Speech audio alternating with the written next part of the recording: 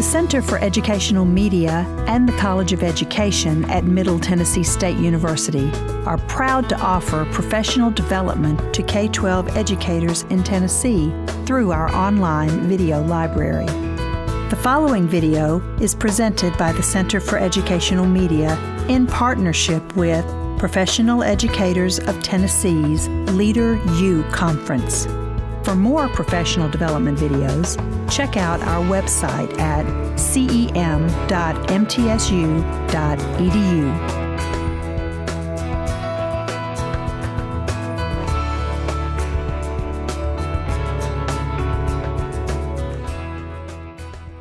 All right.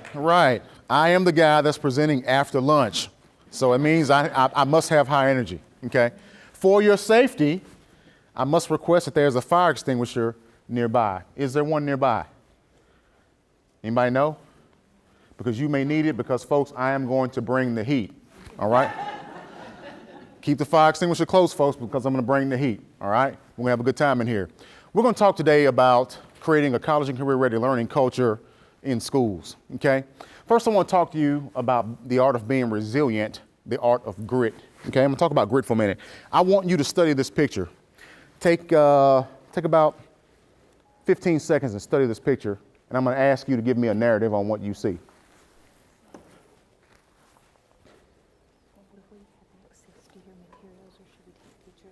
Take pictures, yeah. Okay, good. Somebody tell me what you see. And not the obvious. Yes, there's an ant carrying 3 cookies. Get me out of the kiddie pool and take me deeper. What do you see? The ant is bringing home dessert for the family. Survival. Okay. Take me deeper. Anybody else? What do you see? Despite having the weight of the world on his shoulders, he still perseveres. Ah, yes. Yes. There it is. She just knocked it down. So you ought to be asking, well, how in the world, since an ant doesn't have hands, how did this ant get 3 cookies on its back? That's humanly impossible. It's antly impossible. How did this happen? Okay. So I'm going to tell you the narrative about how this ant got 3 cookies on his back. Here's what happened. There was a man who planned a beautiful picnic for his wife. Okay. He was in the doghouse and did some things wrong, and he decides he's going to make up for it by planning this beautiful picnic for his wife. He lays down his beautiful blanket, a little red and white checkerboard blanket there. He didn't realize that that blanket was laying on the edge of an anthill. Okay. So as he starts putting out the food, what happens? Here come all the ants. Okay. They're coming to get some food. He brushes away all the ants, moves over a little bit, but there was this one ant that just kept coming back, okay? Every time he brushed the ant away, he'd come back. And he didn't want to kill him, He was trying to be just, courteous and brush him away. He didn't want to just smash him. But this ant just kept coming back. He brushed it away, the ant will come back. He brushed it away, the ant will come back. And you get the story. So he takes one of his cookies and plops the cookie on top of the ant, okay? Ant goes down, gets crushed. A few seconds later, boom, the ant is back up. He said, well, golly, look at that. This little guy's tough, okay? So then he takes a second cookie, stacks it on his back, okay? Then the ant goes down, feeble now. About a minute or two later, guy goes back to doing what he's doing, setting everything up. He looks up, the ant is up. He says, man, this little guy just won't go away.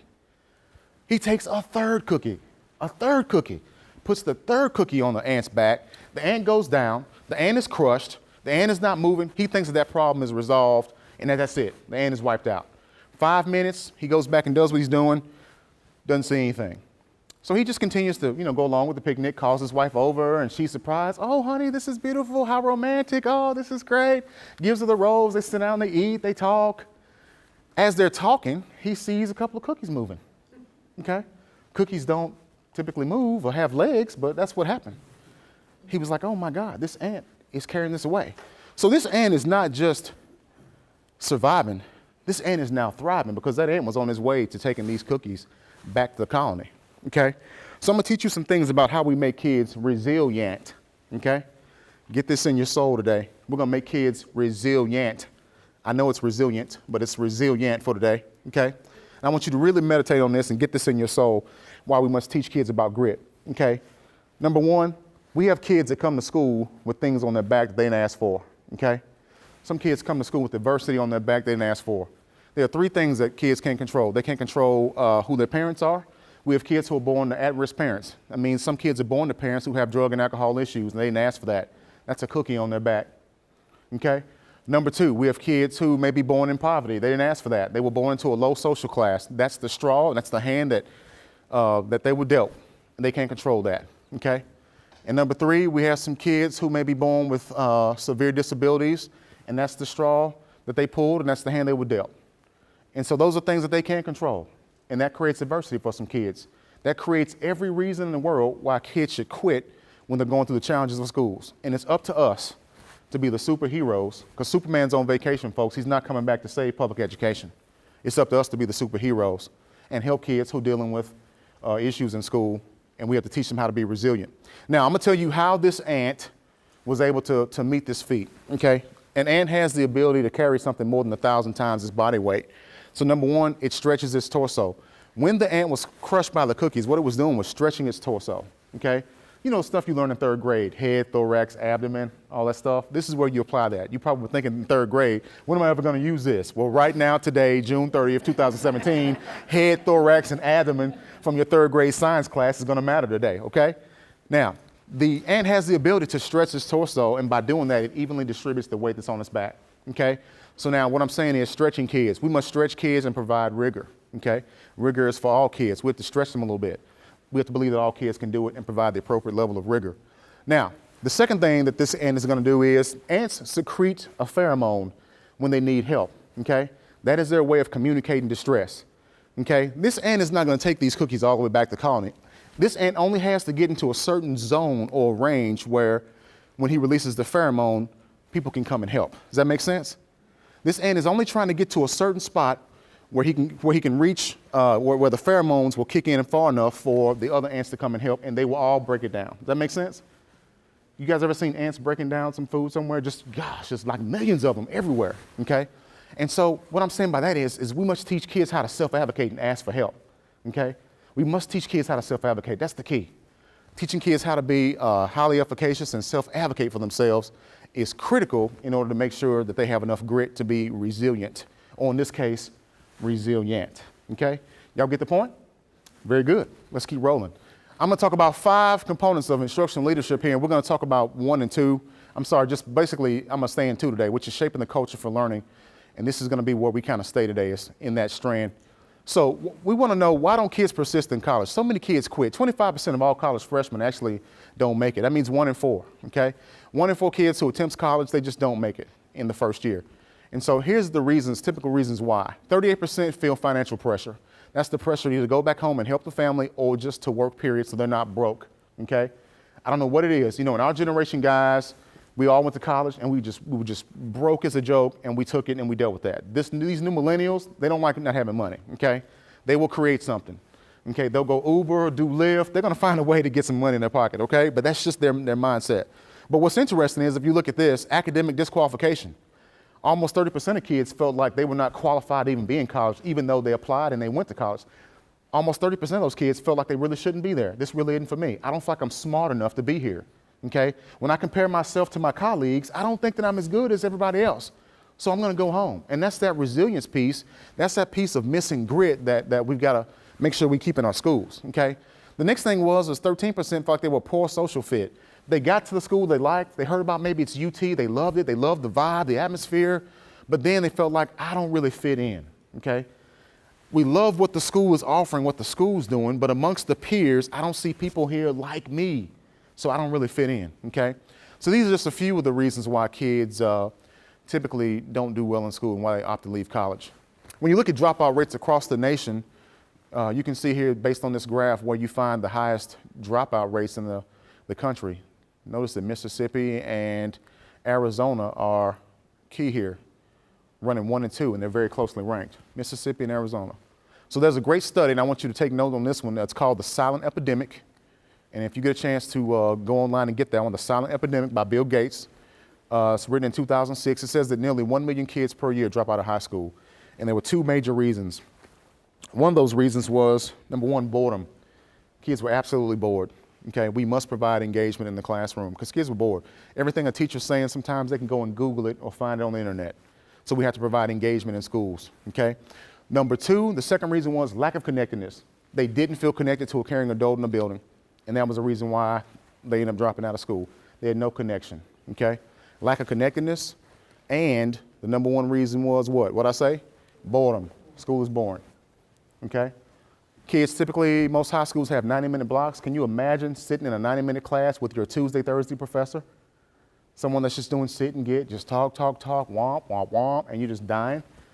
And then kids have 4 periods of that a day. They're dying in these classrooms. God, okay?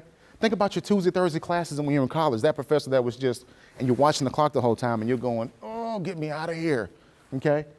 So then when that happens, kids start pulling those escape behaviors, like wanting to go to the restroom or suddenly leaving their bag. Oh, I need to go get my bag, or, or texting the coach, hey, coach, come get me out of here. They're looking for a way out.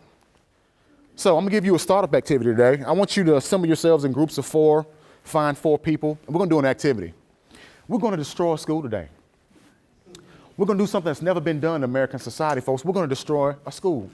This activity is called nuclear meltdown, okay? So assemble yourselves in groups of 4, and then I'm gonna give you your assignments. So 4 here, good. Well, I'll tell you what, if you guys are 3 here, you can stay at 3. You guys want to work in 4? Okay, 3 here, okay. I'll let you stay where you are, stay comfortable. I won't take you out of your comfort zone too much. Okay, tell me when you're ready. Come on, give me some energy, I'm like a Baptist preacher. Are we ready? Here we go. Here's what we're gonna do. We're gonna do something that's never been done before in American society. On purpose, we're going to design a low-performing school. You may be thinking, well, who does that? Who purposely designs a low-performing school? Well, here's what we're going to do. Let me introduce you to where we're going. We're going to Mission Valley Middle. Mission Valley Middle is a level 5 school. It has 520 students. Demographically, it is 50% white. It is 27% Hispanic, 23% African American, okay? That's the makeup of Mission Valley Middle School. And you're going to destroy that school. You may be thinking, well, why? Mission Valley sits on a ton of uranium, okay? And so the place where we are right now in America, America's losing the nuclear arms race, okay? And we need uranium to keep up with North America because North America's beating us in the nuclear arms race. And for us to remain number 1 in the world with nuclear arms, we got to have this uranium mine that the school's sitting on, and it's a bunch of it, okay? So we have now a real interest in gaining the uranium that sits under Mission Valley Middle School. It's now, it's a national security matter. So here's what has happened. The federal government has come in and offered people a lot of money to sell their homes, okay? Most people took the money and ran. Some people decided to stay, okay? So here's what your mission is. Here's your mission. You guys work for a government organization called ReliCorps. Your mission is to go in and secure the land that Mission Valley is located on within 3 years. You must ensure that the enrollment drops below 300 and the school receives an F rating in order to close that school. By state law, if the school receives an F rating, they can close the school, which then gives the government the right to seize the land, and then they can close the school so they can get the land, okay? The government wants this security. Here is the philosophy of the government. The government says this: A, if the school fails, then people leave, business and industry will fall, and the economy will tank, thus causing people to move where? Elsewhere. B, this is now a matter of national what? It's a national security issue. Okay, the government says, hey, you know what? A few lives must be sacrificed in order to save all of American lives. That's their belief. They'll say, hey, what is it to destroy 500 kids in a school in order to save 85 million people? It is what it is. It's a matter of national security. We got to get that uranium. We need this school closed within 3 years, okay? So the government's coming. You guys are government officials. You're going to come in and find a way to tank this school, okay? I'm going to give you about 10 minutes. Usually I do this in 20, but I'm going to do this in about 10 minutes. I'm going to give you 10 minutes to design a plan to tank Mission Valley Middle School and to make Mission Valley Middle School a failing school on purpose. Go. Wash it off. Whether it's athletics. We're going to get rid of all music and art.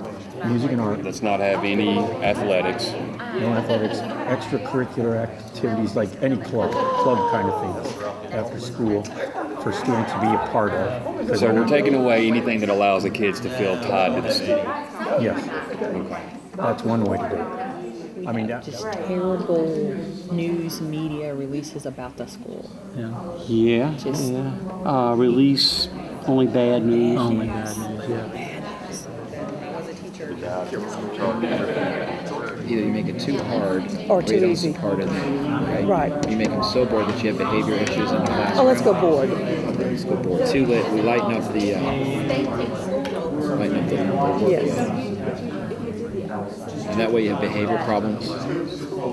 But no admin's going to go help them. No admin. And the only thing, or you go crazy and you just suspend everything.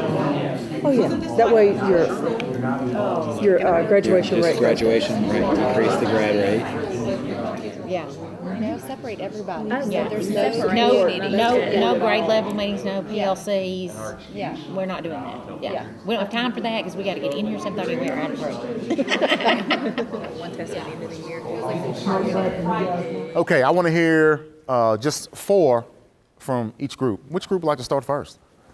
And if you don't volunteer, I'm going to volunteer you. So any volunteers? This is the volunteer state, right?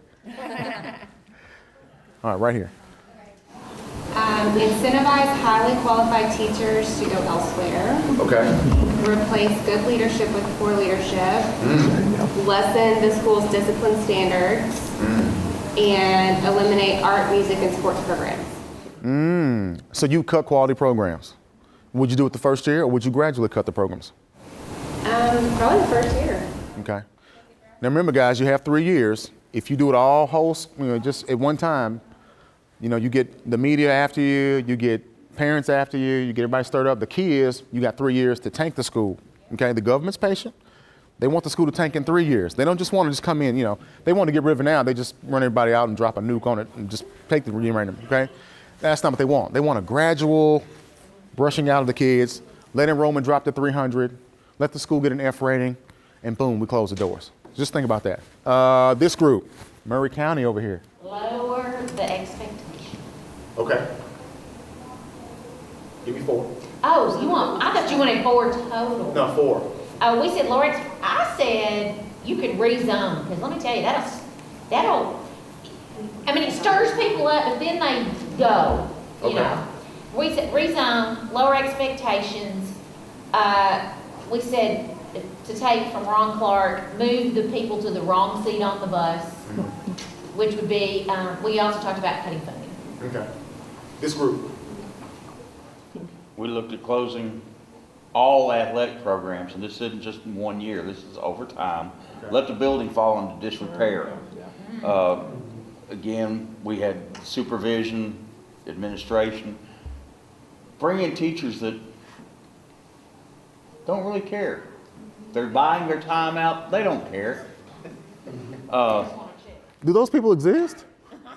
People? No. Surely they're not people that teach just for a paycheck. No. Elective programs include CTE, band, sports, and our precipice and cause for all this is no funding. Nice. Old technology too. So you blame it on funding, Yeah. and you would take technology. Yeah, old technology, no update. Wow. This table. We said the same thing about cutting all art programs, music programs, and athletics.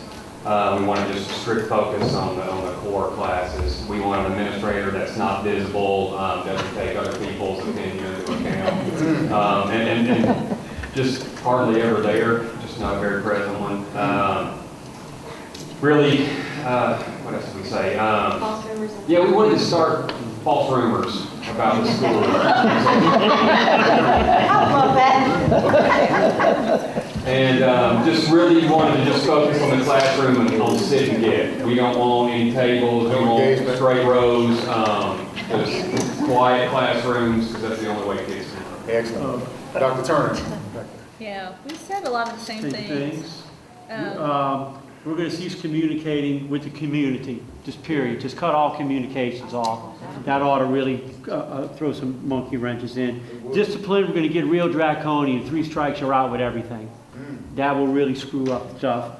We're going to use only the lecture methodology in classrooms. You can only lecture.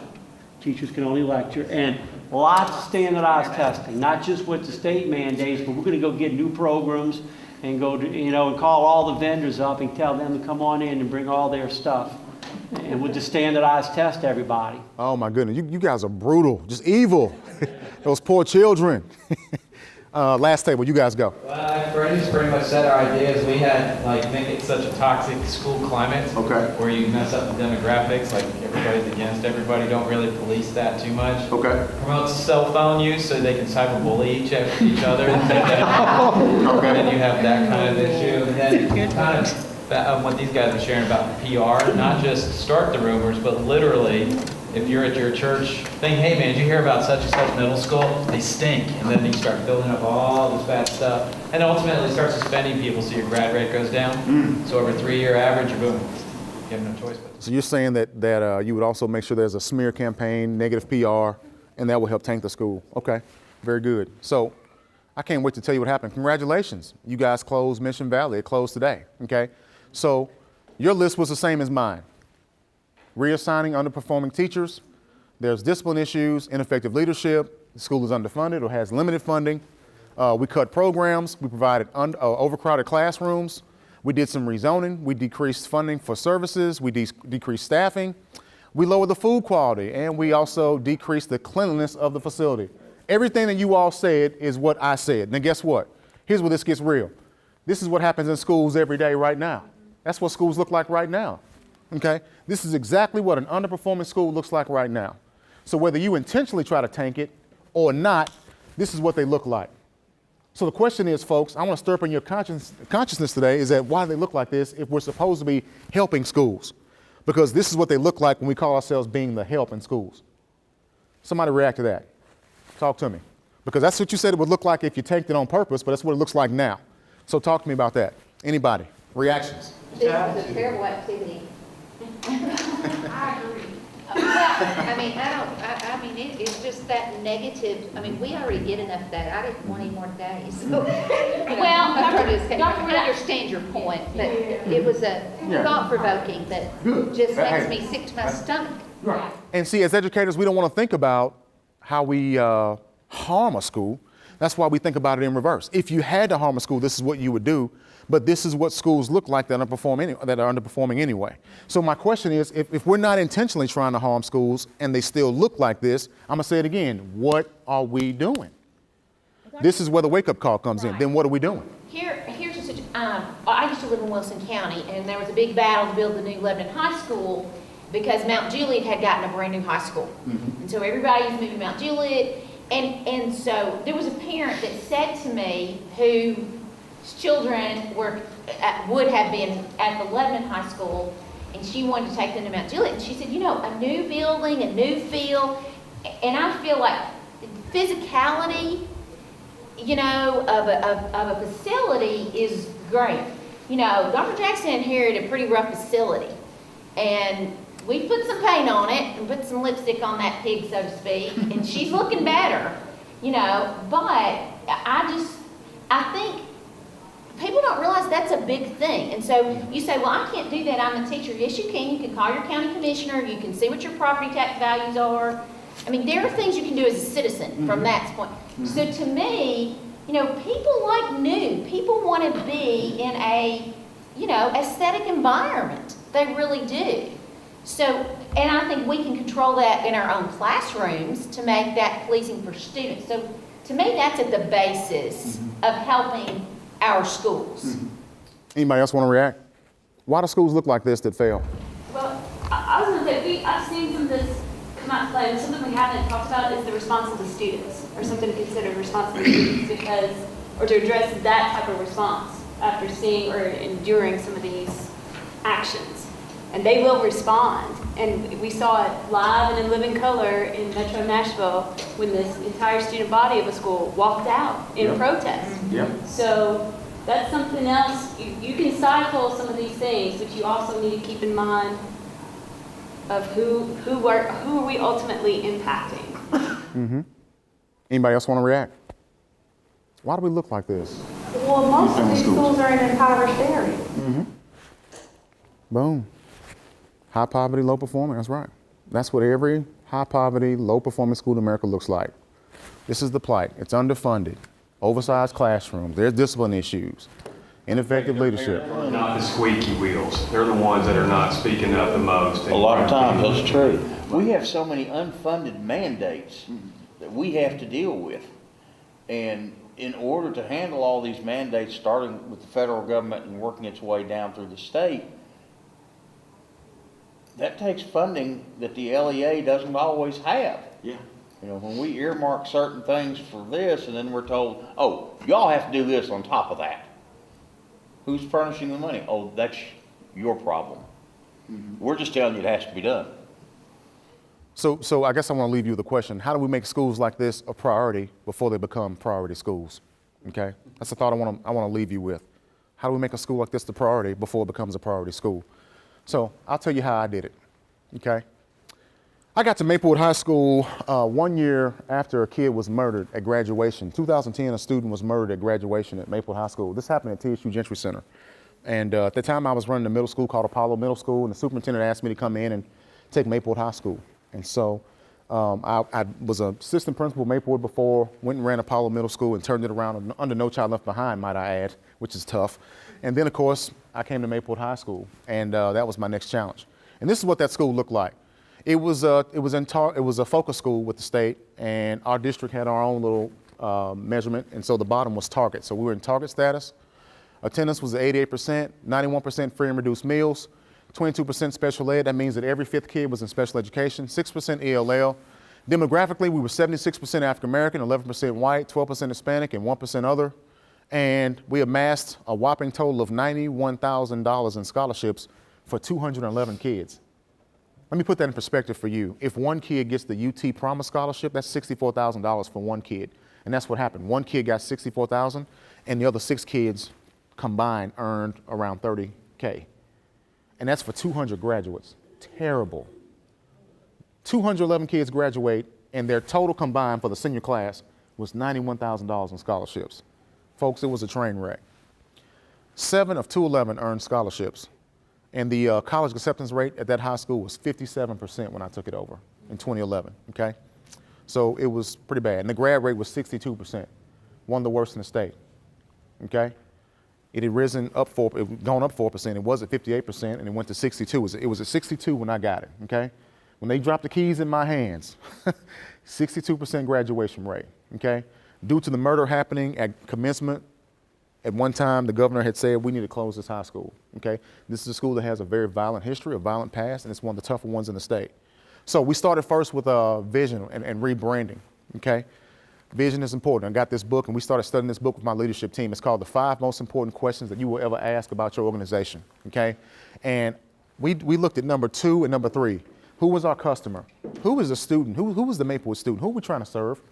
Who are the students and parents at Maplewood High School? Who are we serving? And then we looked at number 3. What do our customers want? Okay? We look at our parents and students like clients. What do they want? What do they value from this experience? Then, of course, we looked at question 4. What are our results? And then 5, what is the plan? Okay? That was the driving force behind the change at Maplewood High School, starting with our leadership team. We were having those hard conversations around this book. It is a great one to bring back to your school and have some hard conversations around how we can turn around a tough situation, okay? We changed our mission, okay? We changed our vision. We really started looking at how we can make kids college and career ready, okay? And start preparing those kids for what tomorrow is gonna hold, okay? And that's where we were going with this. Now, Robin Crow said this. This is one of my favorite quotes. An organization that lacks the ability to reinvent itself will eventually be destined for failure. Every couple of years, I don't care what school you're at, every 3 to 4 years, you got to reinvent yourself and reinvent your brand, okay? People knew Maplewood as the violent school that you don't want to go to, okay? It is your worst nightmare to move to Nashville, move to East Nashville more specifically, and get this beautiful home, the home of your dreams. And then, of course, to get that letter in the mail that says, hey, welcome, you'll be zoned to Maplewood High School. And parents are going, wait a minute, let me check my options. There's KIPP Academy, there's a private school, there's a charter school. We're not coming to Maplewood. So I said, man, what are we gonna do? Because eventually we're gonna lose enrollment. Okay, if we lose enrollment, you know, you get below a certain point, you know, then there's the argument to close the doors. And so we had to fight to build the enrollment back up, okay? We were fighting to get the enrollment where it needed to be. The next thing is, okay, we talked about brand messaging, okay? I believe that an organization will evolve into a brand when you consistently produce a high quality product, okay? Here's a cup of coffee from MAPCO. Here's a cup of coffee from Starbucks. There's a reason why people pay $5 for a cup of Starbucks coffee. Who can tell me why? Why do you pay $5 for a Starbucks cup of coffee when you can get it for $1.25 at MAPCO? What are you paying for? The what? The status. Take me deeper. The name, the quality, it's the same coffee bean, right? I don't think Starbucks has a magical bean. They brew it differently? They roast their beans differently. You kidding me? See, that's the marketing employee. See, you a sold, man. Hey, just give Starbucks your debit card. It's customer service. Whoa, say it. Customer service. Service. Guys, it's the experience. You're paying for the Starbucks experience. That's the difference. Okay? You get a grande. Right. It's the experience. That's the difference. And so, right. Yeah, they put your name on the cup. Right. Favorite organization and for what it represents, like you said, customer service, all this stuff, and it represents all that. Right. What is your name? Stanley Smith. Stanley. They'll scream out, latte for Stanley? Stanley, latte for Stanley. I mean, they make you feel important. You know, you're waiting in line for your stuff and they call your name out. I mean, you're paying for that experience. So I started challenging my staff. I said, guys, how can we provide the Starbucks experience in our school? How do we make this place more welcoming, okay? Parents hated to come into the school. So I told my secretary, you're no longer the secretary, you are the director of first impressions. You control the first impressions at this school, okay? So we got these little coffee mugs for 69 cents, put our logo on the coffee mug. I stuck my business card in there, a couple of peppermints, and we wrapped it in cellophane paper, and every parent that came in got a mug when they came in, okay? And we'd say, welcome, how are you? Let us know how we can help you today. Think about what that did for the perceptions of a high school that people typically hated. They felt welcomed, and then we began to build the bridge between parents and my staff. That was the first victory, okay? Look at these two shoes. This one's a Nike. What's this one? What's the bottom one? A Buster? Yeah, buddies. Okay. So I'm gonna ask a hard question. Somebody tell me why that's not a Nike. Who can give me some scientific proof? If I paint a swoosh on there, will it be a Nike? Why not? It's got a swoosh on it. No, it's a technology. It's something went into that, how they built that other thing. So you're saying the design is what dictates? One's actually for sure, if you're a runner, you know that that's a running shoe. It's designed, there's a certain quality built into that to make it happen. Boom, keyword was quality. Thank you. You're giving me goosebumps right now. It's about the quality, okay? I said, guys, we can paint a swoosh on ourselves and pretend that we're Nike, but really we're not. Really, we wear down in 3 or 4 days and the back of our heels are flapping. We're not Nike, okay? I said, but there will be some Nike situations in this house because there are things we got to do and it's going to be just do it, okay? So I told my staff, I said, guys, when it comes to students and parents, helping them, respecting them, it's a Nike situation. Just what? Just do it. That's what we have to do. So that's what we started, changing that culture. I painted this on the wall at Maplewood High School. When you first walk in the catwalk, you will see this as soon as you walk in, biggest day. It says, lives will be changed in this school every day. Next to that, right below that, is our vision statement. We want you to know what we stood for the minute you walk into school. As soon as you walk into school, you know what our vision is and you know what we're out. This is our mantra, daily mantra. Lives will be changed in this school every day. That's the key. We want to change your life. That sends a message to parents that we really care, that we're really here, not for a paycheck, but that we're really invested in making sure that your child's safe and that we're here to make sure that we do what's right for kids. That's the message. Parents cannot dispute this. And because these messages are here when they come in, even if they come in angry, they get the message up front that, hey, maybe we disagree somewhere, but we're really here for the right reasons. And that's changing culture, folks, okay? The next thing we did, everybody's putting college flags all over their school. Oh, college, college, college, okay? Making it seem cute and cliche. We took it a step further.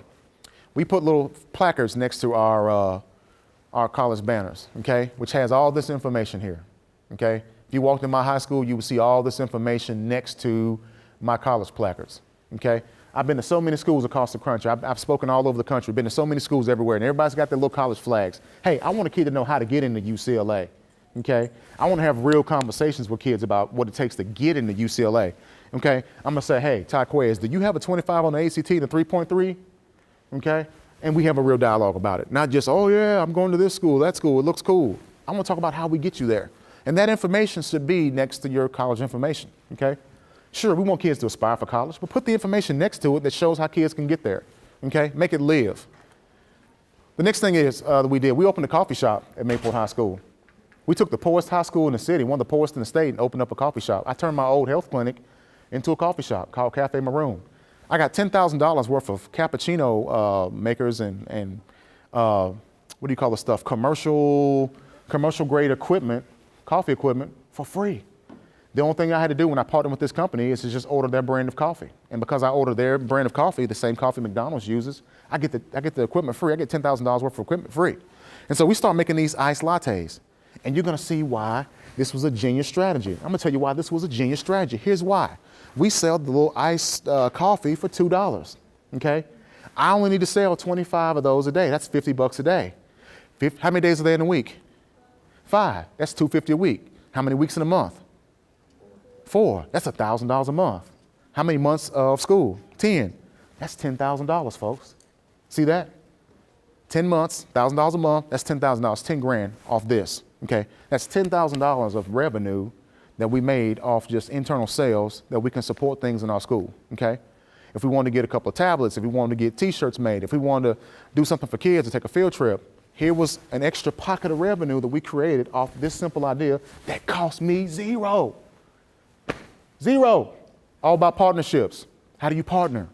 When you make your brand attractive, you can attract partners, and partners will make this happen for you. Cost me zero.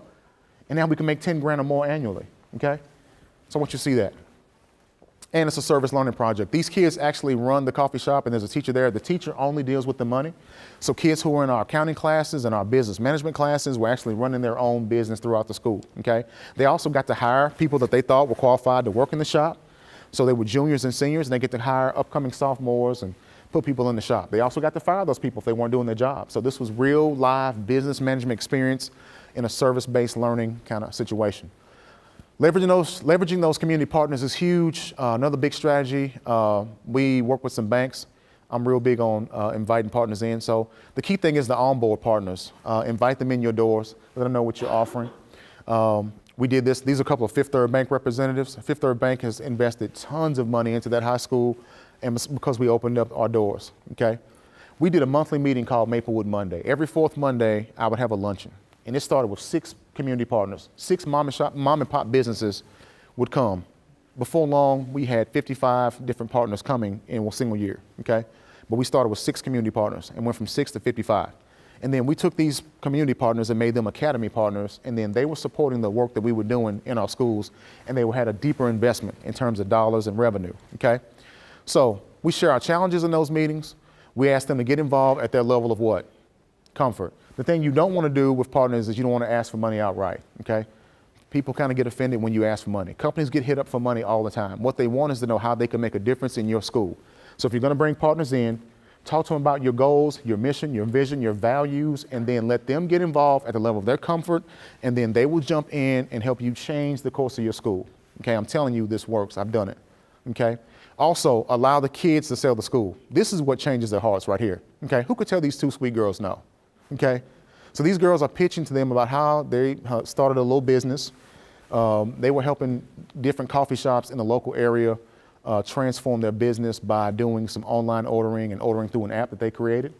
And so they're pitching this to Fifth Third Bank representatives, okay? And then they won a trip to California for their DECA competition. So their DECA competition got paid for because they were so impressed with their pitch. Let the kids sell your school. That's the key, guys. Let the kids sell it. Let the kids talk, and it's game over, okay? One thing I'm real proud of is at Maplewood High School when I was there, we took the old family engagement center. It wasn't doing well. It used to be a daycare center, then we turned it into a family engagement center. That's what it was when I got to school. I took that space and transformed that into a college and career center through Martha O'Brien, okay? This is a $250,000 annual investment by that nonprofit. And if you can get nonprofits to partner with you, like we were able to do, they can do some phenomenal things. I'll show you a quick video now of what they've done and what that investment looks like inside of a school. But this is a $250,000 annual investment that they make in this high school.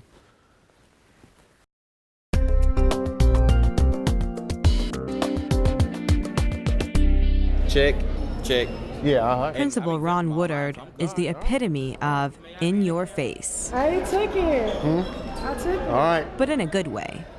He's trying to change the culture of Maplewood High School and get college on his students' minds every day. Boom! What is that? I think it provides students with a focus. At the end of your 4-year progression, we tell kids that they're going to meet a crossroads, and they have to start deciding which way they're going to go. And so we try to get them to think about this decision earlier. And there's a lot for them to think about. Students are regularly given ACT prep, college campus tours, and help with writing important essays. Beginning this year, students are able to go to the College Zone, a one-stop shop for access to resources. It's a really unique space. Students have the opportunity to go down at any time during the day. Martha O'Brien Center is going to provide staff members there on site to assist students with college access needs. And so is the Oasis College Connection. They're going to provide a staff member there to help students find the right fit, to help students with their FAFSA information, helping students write their entrance essays, the whole 9 yards. The school's approach seems to be working. Last year, students received $1.4 million in scholarship money, up from $91,000 the previous year. College acceptance also went up significantly. Senior David Wilson says he has felt the impact of the College Zone. If they would never call me down here, I don't think I would have really applied to college. I don't have a computer at home, so I really was just procrastinating. I used to play a lot, stuff like that. But now I see like the real world, like it's gonna come soon, and if you don't take grasp of it or like notice it, like it'll really tear you down. Typically what they thought were barriers was just small things that were in the way. Like once they realized, they can fill out a FAFSA form for free and possibly be eligible for thousands of dollars of grant money or federal work study, then they realized that, this is something that's obtainable. Like it's not out of reach, like I thought it was. Wilson says his relationship with his principal has also made the difference. I give the credit to Mr. Woodard. In the hallway, you see you, talk to you, really just instead you have a piece of paper, show it in front of your face so you won't forget. It said on announcements every morning too. EOC, ACT, high GPA. That's how you get money for college and stuff like that. We're helping inner city urban students, students who come from impoverished conditions, to make their way to the top. I remember being a student in high school and no principal ever asked me about my future, my college plans, my goals.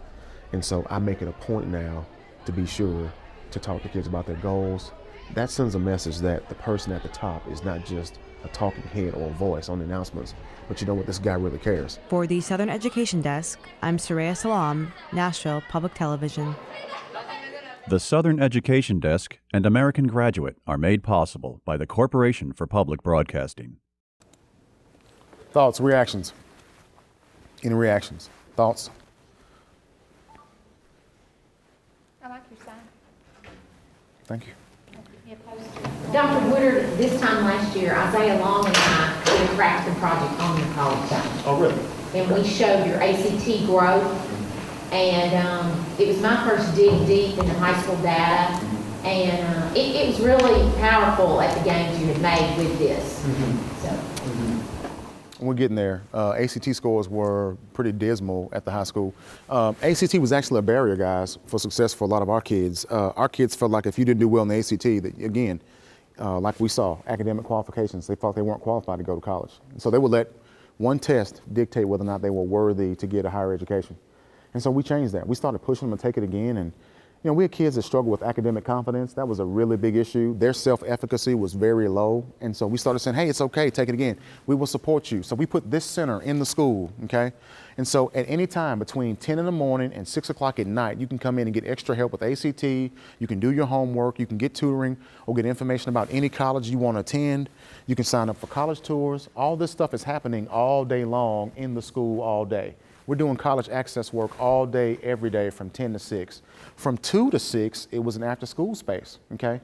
That kept 80 kids per day off the streets in the afternoons, okay? That cut teen pregnancy, that cut gangs, that cut violence in the community because there was a safe place for at least 80 high school kids from East Nashville to be after school, and they were in the college zone. I saw a hand here. Yes. How does the creation of the Tennessee Promise Scholarship affect this kind of work? It works hand in hand. We do push the Tennessee Promise, very much so. We work hand in hand. We work with the Tennessee Higher Education Commission. We bring in guest speakers, so we push all that. All that college access work is driven here. And our counselors will come and meet with the counselors that we hired that Martha O'Brien hired for the school. And so there's a beautiful collaboration happening between our guidance counselors in the school. I had 4 of them, and the counselors that were here, we had 6. So that gives me 10 counselors, okay? 6 are paid for by Martha O'Brien. Again, that means that this company is putting $250K in that school annually, okay? See the power of partnerships. This is the poorest high school in the city, but that's $250K being brought in annually, okay? So probably the proudest moment for me is that I am one of the co-founders of the Bridges to Belmont program that is, it's been a hot topic here in Nashville. This is the 5th year of that program, okay? And so we wrote that in 2013, talking to President Fisher, Bob Fisher, who's the president of Belmont High School. Each one of these kids, 12 kids at my school every year, will get $115,000 to go to Belmont. If you have a 19 and a 3.0, you could qualify, okay? 19 and a 3.0, you can qualify to go to Belmont. And that will be, boom, $1.2 million I get per year.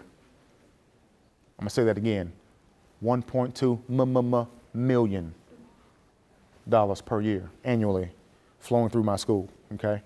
That's the power of partnerships, okay? So finding ways to partner can help change the culture of a school, okay? So what we do is we let kids start. You could apply with a 19 and 3.0, but it gets competitive. The kid that has a 3.5 and a kid that has maybe a 22 will probably be the kid that's chosen. So they would, get a chance to kind of go into the system where they would vet these applications. Belmont would come in, pick their 12, and then we'd announce who the 12 were, okay? For 12 kids, we're changing their life. And so we just recently saw our first class go through at Belmont University, and we're very proud about that. So this is the 5th year of that program. That program has now been endowed for over $10 million. Belmont has found an alum who donated $10 million to that program. And so it's just amazing what Dr. Bob Fisher is doing through this program, how lives are being changed, and it's now being expanded to other schools within Metro Nashville Public Schools. But it started right here, and I'm very proud to be a co-founder of that program, okay? Another thing that we did, I had an old typing lab in our vocational wing. Maplewood High School, it was an old school, and so we had a vocational wing. If you guys remember that, the vocational building and all that stuff. And so in that vocational wing, we had a typing lab. I turned the old typing lab into an entrepreneurship center. My art teacher did the art on the walls, I did the wording, and we turned this into a small mini center where kids can create small startup businesses, okay? Which tied into our business CTE courses, okay? We're teaching kids the art of entrepreneurship, the art of not working for someone else, but the art of creating the job and the opportunity that you want for yourself, okay? And through this, we had tons of kids. I have a little girl right now who has her own cupcake company. She sells cupcakes in a jar, and she's selling those out of a little truck, and now she's got 3 trucks, all started right here in high school. Within 3 years, she now has 3 trucks of her own, and she's going all through the community, and she sells her cupcakes in a jar. She's doing real well. We have kids that have created apps. We have kids that have worked for restaurants and changed restaurant menus. So all types of neat things happen in this creative space called the iSpot Entrepreneurship Center there. When we opened this was pretty cool. I didn't get a picture of this, but when we opened this, I'm a big fan of the show Shark Tank. Anybody here watch Shark Tank? Love that show, okay? So there was a guy on there. This is one of the most famous episodes where Barbara and Kevin O'Leary, they have a kiss. If you all watch the show, you know there's an episode where 2 of the sharks kiss each other. And they're kissing because there is this lip balm that when they touch, it creates some type of chemical sensation. So we invited the guy that did that. His name is Dallas Robinson. He came and actually cut the ribbon on this center and came and spoke to the kids that day. And that was pretty cool. Didn't charge us anything. We flew him out, and he came out and we cut the ribbon on this center. And it was a pretty good news story for the school and for the community to have someone that was a contestant on the show to come out. So that was pretty cool. And that's how we opened this up and got some kids interested. So more about the power of partners. Gosh, I've used partners to give me academic incentives. I told partners, I said, hey, I want to give kids a brand new tablet if they do well on EOCs, end of course assessments. Okay, we get those quick scores back. I had tablets for kids. I called them down and said, hey, you did well. You know, for years you've been non-proficient, you were proficient this year, boom, here's a tablet for you. Boom, you were advanced, here's a tablet for you and a gift card. And we did that through partnerships. I was able to raise about $11,000 in a month through partners, and I bought a ton of tablets, and we're just giving kids tablets. Kids were crying and saying, oh my God, this is the greatest day of my life. Oh, you know how kids are. Oh my God, a tablet. You know, but just the little things matter to kids. And so we did that. Did a lot of college tours. Coca-Cola was a big partner for us. And Coca-Cola was able to provide funding for us to do a series that we call the Coca-Cola College Tour Series. Okay, here's what partners want. Partners want you to market their brand. So if they're gonna give us the capital, we're gonna name it after that partner and then give them some sponsorship and pub. Make sense? So we call the college tours that we do. Every high school takes kids where? Where? On college visits, right? And if Coke is gonna pay for it, then we're gonna call it the Coca-Cola College Tour Series and give them some publicity, right? Then they love it. Then they say, you know what, we wanna give you this money again, Dr. Woodard, thank you, because they get some of that publicity, okay? Just little things, guys, little things on how you can market a brand and bring those partners in, okay? Now, college isn't for everyone. I'm gonna show you something really cool. We know that college isn't for every kid. Am I right or wrong? We cannot expect every kid to go to college. I'm gonna show you something really cool. If you have a smartphone, you can navigate this, plug in this little URL code. I prefer that you do this bottom one. Plug this into your smartphone, but for those of you who would like to just see it up here, I'm gonna put it in up here. Okay. So one of the things I created my first year there was we call this our digital post-secondary access plan, okay? Let me tell you why this is important, okay? When you're starting to do Tennessee Promise, all the kids come to the auditorium and they're all pumped up and they say, yeah, we're going to college. Every kid signs up for Tennessee Promise because they feel the pressure to do it. But guess what? In my high school, about 16 to 18% really had other things that we're gonna do. They were not gonna go. They'll sign up for it, but they really had no intentions on going, okay? Now the key is, how do you capture this information? Kids don't come and tell you, guess what? Hey, principal, I'm not going to college, okay? As a matter of fact, they're the ones sitting in the room kind of shrinking down in the chair because they know they're not going to school. But they do what everybody else does because they feel the pressure. We've pressured everybody to go to college. Guys, that's not the path for everybody, okay? And so one of the ways that we can find out who has other plans or who has an alternate plan or was through this index, okay? So here it starts with their name, what's your name in school, phone number, all that. Then they put in their grade level. Have you taken the ACT and what was your score? What is your current GPA? Okay, so answer all these questions, okay? And you think, oh, well, this guy's gonna show me just some basic survey. Anybody can do that. You're gonna see why this is pretty cool, okay? So, 5, are you the first person in your family to go to college? See, it gets deeper. For many of our kids, they were the first people in the first generation college students. And so they answer that question, okay? Then next is, do you plan to go to college or start a career after high school, okay? This is where we have some dichotomy, okay? 7 says, what colleges are you interested in? And so based on what you choose here, see there's a little star here. Based on what you choose here, it takes you in 2 different tracks. If you say that you're going to start a job after high school, you go into a completely different set of questions. Questions like, do you have a resume on file? Do you plan to go on interviews? Have you talked to a counselor about your career goals and what can we align for you career-wise? What are your skills? Let's talk about how we can get some soft skills for you. And we do this in November so that when a kid walks out of school, by the time they get to April, at least if they're not going to college, they have some soft skills, a couple of jobs lined up, and some interviews lined up. Does that make sense? You with me on that? So there's some dichotomy there. Now, if you say you're going to college, it keeps asking you college questions. If you say that you're going to start your career, it will ask you career-oriented questions, okay? So those questions get deeper. So we start telling kids about your timeline, okay? What steps do you take to get into college? I would have taken, that should be taken. I would have taken the ACT at least twice by this date, speak with my guidance counselor by this date, and they put the date in there. Work with my counselor, found a scholarship and financial aid opportunities, they put the date in there. Narrow my choices for degree programs by this date, okay? Apply to schools of my choice no later than this date. See that? See how we get real specific on this college piece? Not just talk, real actionable things here, okay? Kids will tell you, oh yeah, I'm going to college, I'm this, I'm that. I want action. So how do we do this? Through your senior English classes. Every senior has to come to English to graduate. So in senior English class in November, guess what's gonna happen? We're gonna roll out the carts, give you a little laptop, and you're gonna do this. And we're gonna get all this data from you, okay? Once I have this data, it goes into my little, it goes into SurveyMonkey, all the data is tabulated. It's gonna tell me how many kids are going to college, how many kids have these choices, how many kids pick UT, how many kids want MTSU. I'm getting all this data, and now what do? Now I can go pull Johnny, and I can pull Sarah, and I can pull Ricky and have conversations with them about their choices, okay? So now I have the data I need in my fingertips at real time and talk to them about their college choices or career choices, right? Are y'all with me? Am I preaching good in the church? All right, all right, all right, all right. All right. But guys, simple tool to help make kids successful. Because I'm gonna tell you right now, every kid's gonna tell you, oh yeah, I'm planning to go to college, but some kids may have other things in mind. Some kids may be embarrassed to say that this may not be for them. Kids will actually be embarrassed to tell you that they're not going to college or that they don't think that they're college material. And this is one way that you can capture that data in a private way and then have a private conversation with the kid about what their career goals could be. Okay, we want kids to have real options. You know, we throw around that word college and career ready.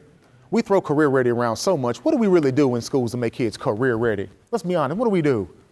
We don't make kids career ready. We just throw it around. We want kids to be college and career ready.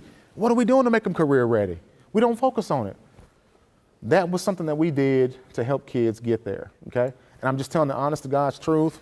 Don't mean to offend anybody. If you work for State of Tennessee, I still love you, but that is the real deal, okay? So to make kids career ready, if we see that you said you want to go to start your career, we're going to set up some mock interviews for you. We're going to bring in employers and let you talk to real employers about what you selected.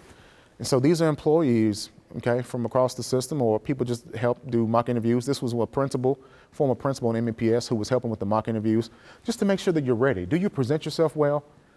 Do you have subject verb agreement when you speak? Okay? Can you write a decent sentence? I'm just being honest. Okay? These are things that employers want. Okay? Can you take criticism? Lord knows that teenagers don't take criticism very well. Okay? Get the job and then they get fired in 2 weeks because they were doing something they shouldn't do and they couldn't take the criticism from the boss. Okay, so we have those kinds of conversations. Dr. Woodard, back to the survey. Yeah. Is that something you created, or is it something anybody could get and use in their school? So that's something that I created, but... Have you shared that with Murray County High School? I have created one for Dr. Marzak, one that's specific, but it's a partnership. It is my intellectual property, but I'm going to unveil that. He has seen it and he likes it. And so we're going to talk about how we partner in using that, okay? So it will have a dual benefit. So here's something I'm real proud about. You know, when you think about your career and moments that take your breath away, this was one of the moments that took my breath away as a school leader. Man, we opened up the Firestone Training Academy last year, and I'm just so honored about it. It was amazing. So this is a $500,000 investment from Bridgestone, okay? And I got a little bit of bragging rights I could do. I'll brag a little bit. I feel some pride in this. We are the only school, we're the only school in the world that has a Firestone inside a high school. Lots of high schools have automotive programs. This high school has a Firestone store inside of it, okay? It is a marvel. It's something you need to go see, go by and check it out. It is truly amazing. So now you're probably wondering, well, how'd you do it? I'm gonna give away some of my secrets here. We met with Bridgestone. Went and partnered with Bridgestone, the vice president, and this is one of the vice presidents here. He's the vice president of Latin American operations, and his wife was doing some work in our school. His wife partners with our school, and we had a conversation with him when he came and spoke, and we showed him the automotive center, and we talked about it, and we said, we could turn this into a Firestone. Wouldn't that be great? And he said, yeah, it would be great. Didn't hear anything from him. Set up a meeting with him and with some of the other VPs, and we talked about how we could make this happen, and he asked me one question. He said, Dr. Woodard, what is your vision for this? Once he asked me that, that was my opportunity to sell Maplewood High School. What do you think happened? If you get me to talk about what I love and what I'm passionate about, I will sell brimstone to Satan, okay? I will sell brimstone to the devil. And that's what happened. We sold it. We talked about why. We talked about how this will help kids, how this will change lives in the community, how Bridgestone can make this amazing investment in a community that has the highest poverty and the highest crime, how this will be state of the art. Oh, I mean, man, we went in.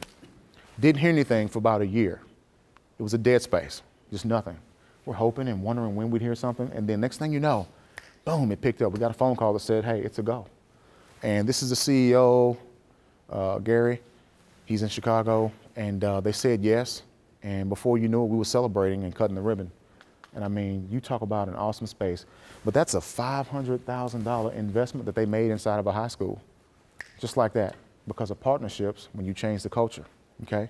As a leader, it is your responsibility to get out there, be aggressive and sell that school, promote that culture, and to make it happen for kids. This is how we change lives, folks. This is what I meant when I said lives will be changed in this school every day, okay? This is in the back of the school. It's huge, but it's life-changing.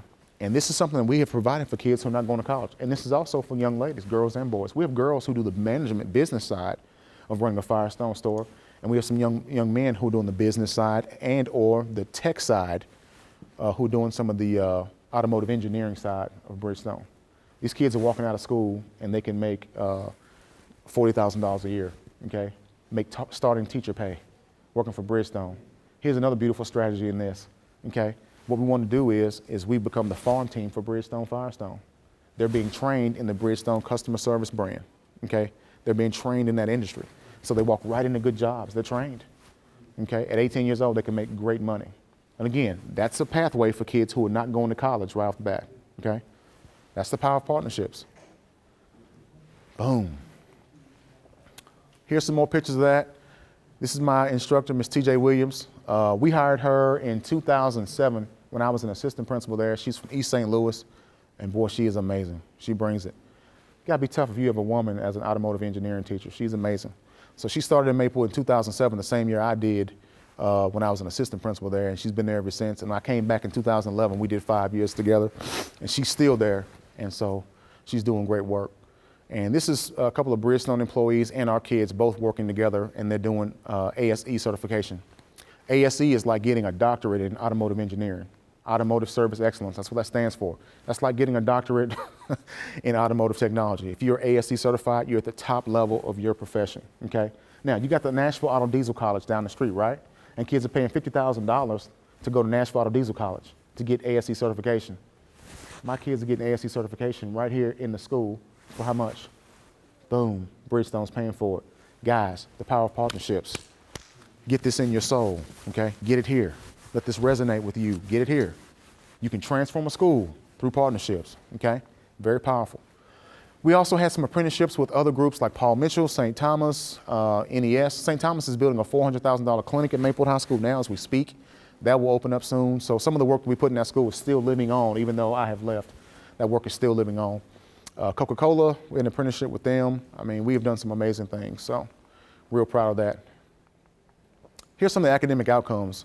We moved into good standing with the Tennessee Department of Education. We had the highest gains among MNPS high schools in 2014. That was our best year academically. $5.3 million in scholarships in 2016, which was last year. We won 5 awards from the Nashville Chamber of Commerce for innovative partnerships in 2016. We had 3 nationally accredited career academies, and we increased that graduation rate that you saw earlier from 62% to 82.4%, which is above national average in a high school that had the highest poverty, highest crime rate in that community, okay? It has, I mean, 82% is not great, but when you go up 20% in 3 years, it's a monster gain, okay? Typically, the state expects about a 1.6 or 2% increase yearly in grad rate. To go up 20% in 3 years is a monster jump, okay? It is tough. We also increased college acceptance from 57% to 83% over the course of that time as well, okay? That's a big jump in the number of kids who felt more confident in choosing to apply for a 2-year or 4-year school in a short amount of time, okay? I had a video for you called the Billy Hawkins video, but it is lengthy. We've done a lot of talking, and so I want to open up the floor now for you to ask me some questions, or to, if there's a slide you want me to go back to, I'll be happy to go back to that slide, but let me know. Questions?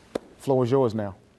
Yes, Dr. Turner. Yeah, I just had a comment. Of course, I've known you, I think, over 20 years now, but this is just a true testimony to, you know, what we can do for children. Yes. And, you know, our goal should be to improve the quality of life for children, and we can do that through changing the culture and putting our mission and our action truly into place. Mm-hmm. And, you know, you think about Maplewood, the building's the same, the kids were the same, so what really changed, you know? And so, anyway, hats off to you. I'm still in MNPS. We miss you, I tell you that every time, but wonderful job, and it's a true testimony, and it should be an inspiration, you know, for all of us. Thank you. I guess my question being, you're right, this was about leadership. Yes. This was about his leadership that he brought. And because I've been mentored by Dr. Jackson, and I know he's Dr. Jackson, so I've been a recipient of that. But so my question to you is, Dr. Jackson took us on a field trip visit, his staff.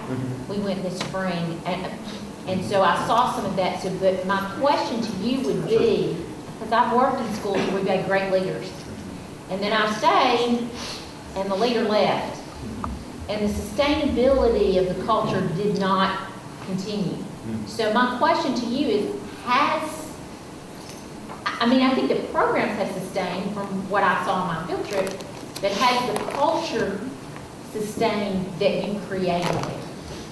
I can't answer that. Once I moved away, I immersed myself deeply in what's happening at my new job. So how would you say to a leader to pass on so there is that culture of change and sustainability for the next person to move forward with what you have created? So I believe you have to have a pipeline. I think leadership has to be taught, and there has to be a pipeline. I believe the leaders must invest in grooming others. So I had 4 assistant principals under me, and we met weekly. Every week we would meet. We'd meet at Monday, right after the buses leave. We'd meet for an hour, and we do business for half the time. The other half, it was a PLC. And so I was doing training, so they would be ready for the opportunity when the opportunity would arise. And so once they got those opportunities, and I've been blessed. I've had now 3 assistant principals promoted under me. Okay, and Ryan Jackson over there is one of those.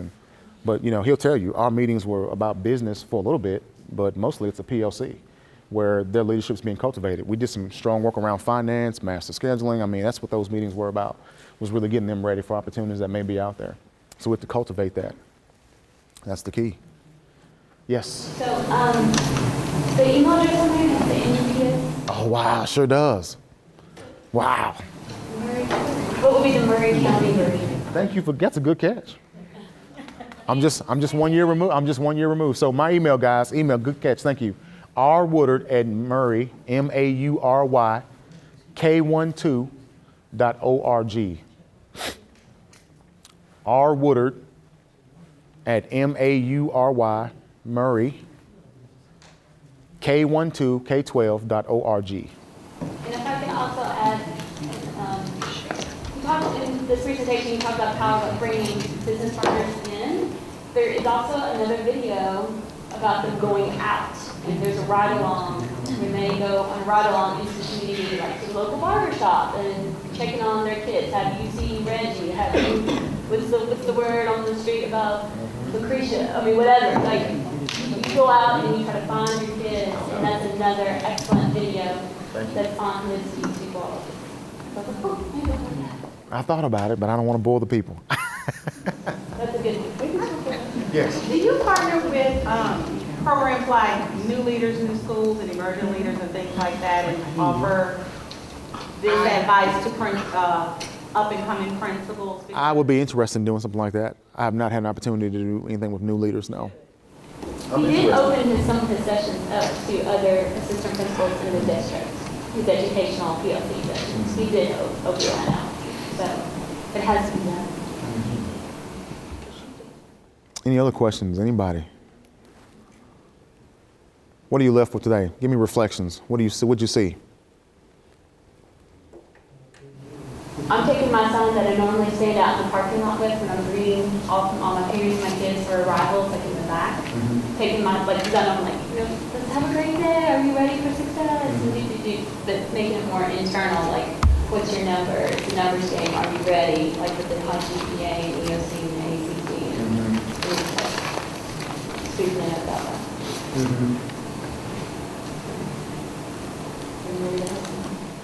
Anybody else? Reflections, thoughts? I just love seeing you with the relationship that you have with students in the hallway. It wasn't, come on, get to class, let's move. It was high fives and how you doing, and that was very positive. Yes, sir. Thank you. Thank you very much.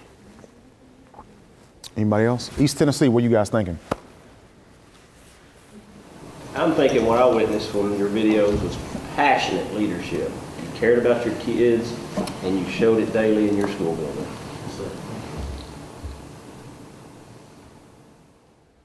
So talk to me about strategies before we go.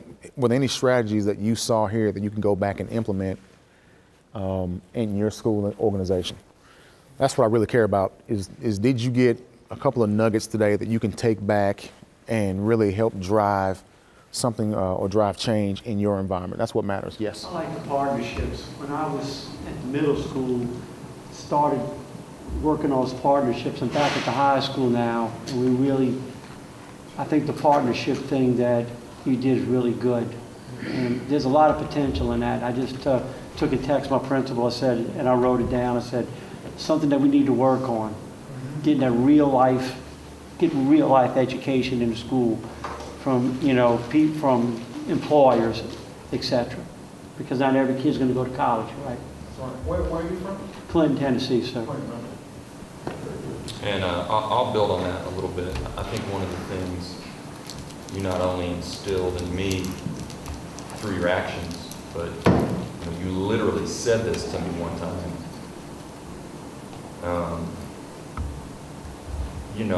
You need to be, I remember you telling me, Ryan, you need to be the guy that brings money into the school. Ask less of central office. It won't be there anyway. Ask less of central office. Create a self-sustaining school. You said that. And I took that to heart. You have to go out and drum up that business. You have to create those partnerships. You have to inspire these businesses in order to leverage their resources. Ask not what can central office do for you, but what can you do for central office. So when Mount Pleasant brings a $500,000 check into central office, people pay attention, right? And it's that self-sustaining model, that you were getting off the ground that maybe we'll. Well, it's kind of like a teacher in the classroom. Take care of your own business as a teacher in the classroom. And we've seen a lot of that, right? With GoFundMe accounts and things like that, where teachers are just taking this kind of these matters into their own hands in order to get things done, because ultimately lives still have to be changed. Whether central office is giving us or county commissioners are giving us the money or not, lives still have to be changed. So the work continues. I thought it was important too when you were talking about inviting these companies in though, you made your needs known, but you didn't ask. Right. You let the need be known so that they can say, hey, I can meet that one for you. There you go. Instead of putting them on the spot and turning them off from you already. That's and how let the kids sell it. I think that's a life skill. That's how we did it. Every fourth Monday, guys, Maplewood Monday, we had a luncheon. United Way would provide the food. We'd invite the people to come out. We sit and have a meal, talk about challenges. And I'm telling you, partners jumped right in and said, hey, we want to help, And involving your students in selling it. And involving the students, And I will say, that, and that's a great point, is that when I was trying to drum up some of this business, this vice president told me straight up, I'm not giving you a nickel for your general operating budget. I want to know what this is for. Like, sell me on a vision specifically of where we can help. I'm not just going to put some money towards your general operating budget. Like, we want to invest in something in particular, whether it's an innovation zone or an entrepreneurship center or a Firestone lab. Give them something specific to hang their hat on that they can help with.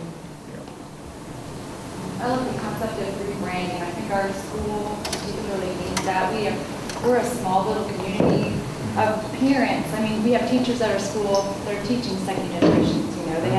They had the mom and dad who hated coming to school, and now they're parents who still don't want to come into our building. So we've got to rebrand that somehow so that our school in particular is a place that they want to come. What school are you? Highland Park. Okay, that's right. You mentioned that to me. Yeah. Yes. I'll say this, when I was at the middle school, I wanted to get $25,000 so I could get my gym floor repainted because it was ugly as hell and it had 10 years of varnish on it. Well, I got together and I got with my CAD teacher and we put together some nice little setup. We had a nice little presentation and we invited one of the entrepreneurs from the community and he came in. And we had like a 15-minute thing, and that we had coffee, and they had a little donuts in the, in the auditorium. And he sat there, and what's his face? Trent did the stuff because Trent's real good at the BS and all that. And Trent did real good. And the man turned around and he asked him, and he looked at me. He goes, "Is that all?" And I'm like, 25,000 is a damn lot. He goes, "Chris, it's a good idea, but I want more." Met in 2 weeks. He gives the moral of the story that the man ends up doing $250,000 makeover in my gym. Wow. The middle school gym that high schools in the town drool at. The whole floor got done by the cats out of Chattanooga. He put in, he redid a gym from 1951. So don't be afraid to ask. Don't be afraid to ask, but do it right. Invite them over, treat them like kings and queens, have a vision, this is where the money's going to, just like he said. You don't, just, have it all out, have a little budget, you know what, and somebody may turn around to you and say, is that it, is that all? I was like floored. I have never heard that. Is that all you want? He goes, I want to see more. Hell, I don't know how to do more because we always ask for less in public education. But but one thing, you have one good thing happen to your school, and the money, I had all kind of money coming in for this and that and things I had just mentioned in the community. Hey, I'll buy this for you. So get out there and promote your school. It will happen. One good thing happens. Everybody wants to get on the train. That's what happened. Some good things started happening, and before we knew it, we went from 6 partners to 55. Yeah. It snowballs. It does. And in a positive way. You need that. That's the piece that we call momentum in schools, because you can plateau when things just get kind of stagnant. And so you need some inertia to get back up the mountain. Are you teaching this to our principals in Murray County about being self-sustaining like we are at Mount Pleasant? You can't answer that in public, that's okay. I would encourage any school, as you are experiencing these successes, make sure you're tooting your own horn and putting it out there on the social media. Because I'm thinking I need to go home and tell everybody, call Dr. Woodard to come talk to your principal. I'm flattered by that, thank you. But make it loud and proud. They do need training. So that people are recognizing what you're doing, and then other people will want to jump on board. So even if it's small, it's still a step forward in the direction you're trying to get to with your vision for your school and your students. All right, guys, closing thought. I'm going to let you guys out of here, maybe a little early. What time is it? Okay, I'm right on time. Closing thought. In education, we must be very intentional about teacher quality, effective leadership, student placement. I'm real big on student placement, where we place kids. A lot of times kids kind of get sorted in the classrooms based on how we build the master schedule in the system, and then the system sorts kids in the rooms. We must be intentional about where we place kids. If you have a kid that has had an underperforming teacher for a year or two, this could be their 3rd or 4th or 5th year with a teacher that's either inexperienced or underperforming. And so we must be strategic about where kids land on the roster, okay? We also must think about how we can effectively impact lives inside of schools by transforming the culture. The culture is the key. Culture will eat strategy for breakfast, and so culture is the key. But the nuclear meltdown activity was designed to make you think strategically about how if you had to tear up a school, you would hate to do it, it'd break your heart to do it, but if you had to tear up a school, what would you do to it? And then when you see what's already happening when we're not tearing up schools and it looks the same, your conscience ought to be stirred up. It ought to make you say, what are we doing? What's happening when schools look like this, when we're not trying to create this kind of drama with these kind of issues in schools? So I want your conscience to be stirred today. I hope that you will reflect later on that. And if there's any aha moments that come to you later, if you have any questions for me or things you want to ask or just want to reach out, then please email me and I'll be happy to call you or email you back. Thank you all for coming. I'm humbled that you all would come. Thank you for being here with me, and I enjoyed this 90 minutes. Thank you.